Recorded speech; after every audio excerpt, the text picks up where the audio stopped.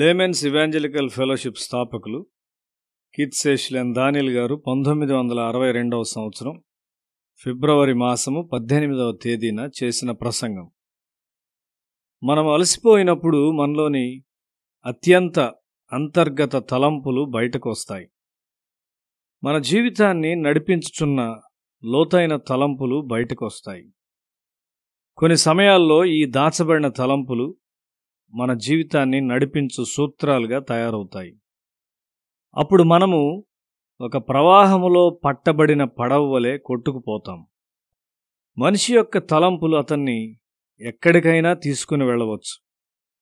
అవి దేవుని యొక్క తలంపులైతే అవి నిన్ను సరిగా నడిపించును. దేవునికి చెందని ఏ తలంపునైనా మనము అనుమతించరాదు. దేవుని వాక్యము మన తలంపులను పరిశోధించుటకు శక్తి కలిగి ఉన్నది.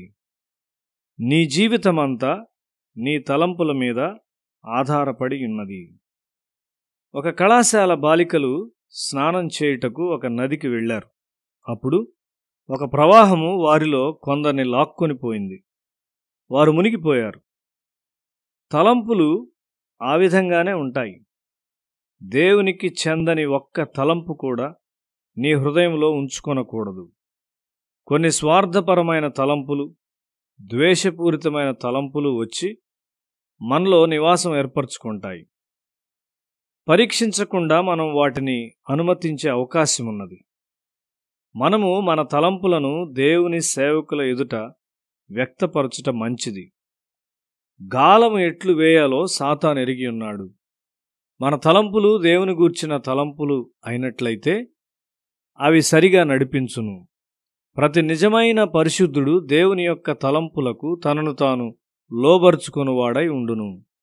143వ కీర్తన 10వ వచనములో, నీవే నా దేవుడవు, నీ చిత్తానుసారముగా ప్రవర్తించుటకు నాకు నేర్పుము.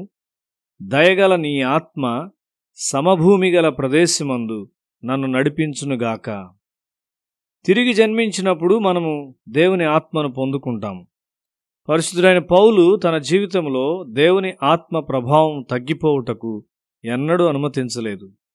అతడేకాంతముగా వెళ్ళి దేవుని ఆత్మ మరియు దేవుని తలంపులు తనలో నివసించుటకు అనుమతించాడు. ఒకడు తిరిగి జన్మించిన వెంటనే దేవుని వాక్య ధ్యానమునకు ఇవ్వవలసిన సమయాన్ని అతడు ఇవ్వవలసి ఉన్నాడు. అప్పుడు తప్పైన తలంపులన్నీ అతనిలో నుండి తొలగించబడును.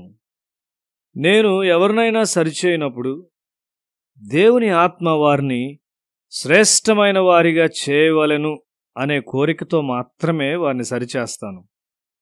వారు నా శిష్యులుగా ఉండాలని నేనెన్నడూ కోరను. చాలా తలంపులు మన కుటుంబాల నుండి మరియు బంధువుల నుండి మనలోనికి వస్తాయి. అవి దేవునికి చెందినవి కావు. మనలను నిత్య మార్గములో దేవుడు మాత్రమే నడిపించును. నీవు మహోన్నతుడైన దేవుని సేవకుడవు.